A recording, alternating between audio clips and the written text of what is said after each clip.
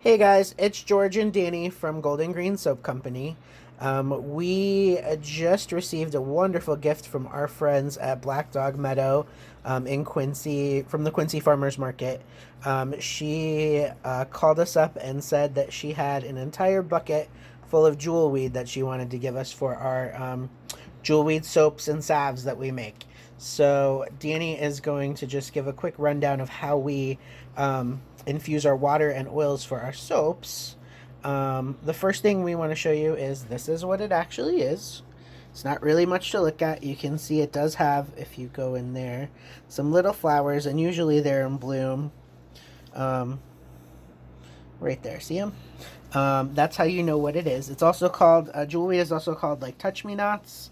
They kind of look kind of like snapdragons almost, if you look at it. So it's kind of cool. So if you're out and about in the wild and you manage to get into some poison ivy, this usually grows where it's kind of wet and marshy. She actually had this growing by her pond.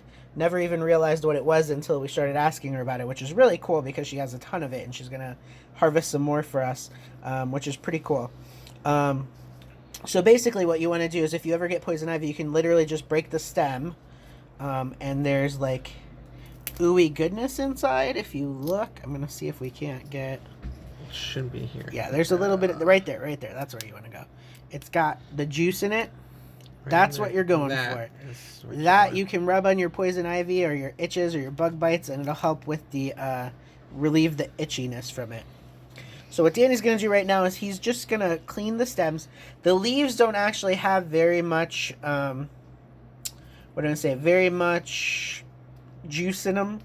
So what you really want to do is just crack the stems open or cut them, and he's going to just bust them up and take all the leaves off.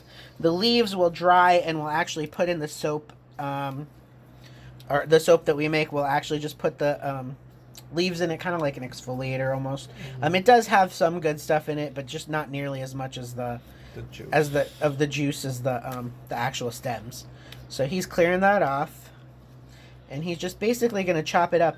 And then what we do is we boil it for our water, for your for the lye water that we use for the soap. And then I also infuse some of it. We'll have enough that I can infuse some of it in oils once it dries a little bit. You don't want to let it dry too long because then you lose the gooiness of the inside. But we do want to make sure that we're... Yeah, he's just going to save some time.